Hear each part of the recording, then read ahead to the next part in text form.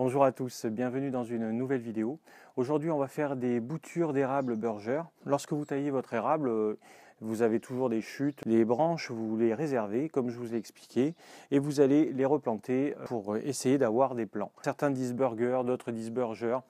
Donc on va dire Burgeur. C'est un érable qui se bouture très facilement. Lorsque vous taillez votre érable, vous réservez les branches que vous avez taillées et puis on va les mettre en godet ensemble.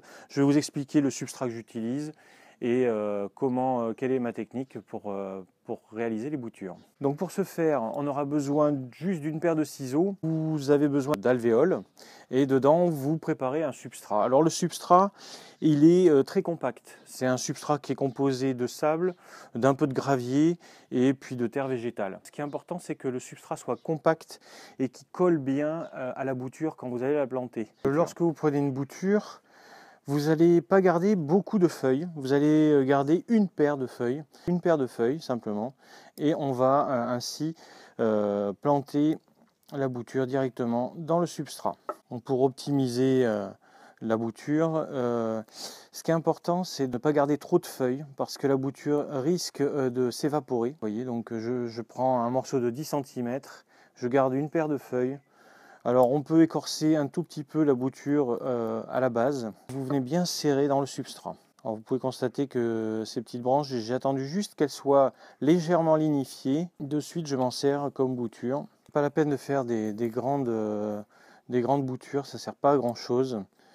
C'est pas non plus important de faire des boutures très épaisses. On va pouvoir peut-être mettre un fil de ligature dessus. Vous pouvez également essayer de mettre le fil de ligature directement. On arrive à obtenir 50 à 60% de réussite sur l'ensemble des boutures, les bonnes années. Vous pouvez utiliser également de l'hormone de bouture. Vous voyez par exemple cette bouture, il y avait des toutes petites feuilles, j'ai gardé juste quand même 4 feuilles au cas où. Alors le travail de bouturage, c'est quelque chose que vous pouvez faire à chaque fois que vous taillez un arbre. C'est super simple à faire. Maintenant on va prendre ces boutures, on va les mettre à l'ombre, on va les arroser copieusement. C'est bien de le faire même 2 fois par jour.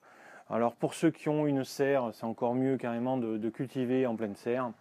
Là, vous apportez à la fois de la lumière, de la chaleur et de l'humidité et vous optimisez les résultats. Il n'y a pas de grande différence entre la vidéo que j'avais fait avec les boutures d'érable palmatum. Vous avez vu, j'utilise exactement le même procédé. Je fais ça à peu près pour toutes les boutures. Vous pourrez voir ça sur le cotonéaster, vous pourrez voir ça également sur le genévrier, sur d'autres essences des conifères. En règle générale, la technique, c'est toujours la même.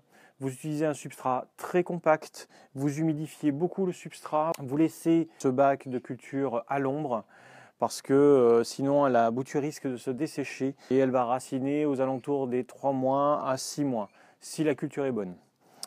Voilà, je vous donne rendez-vous très bientôt dans une prochaine vidéo. N'hésitez pas à me laisser un petit commentaire, je ne manquerai pas de vous répondre. N'oubliez pas de mettre un like sur la vidéo et de vous abonner à la chaîne. A très bientôt, au revoir.